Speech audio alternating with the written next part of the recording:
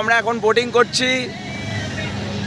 এখানে সঞ্জু ভাই আছে, সঞ্জু ভাই ড্রাইভার সে প্যাডেল ঘোরাচ্ছে, এখন প্যাডেল মারছে।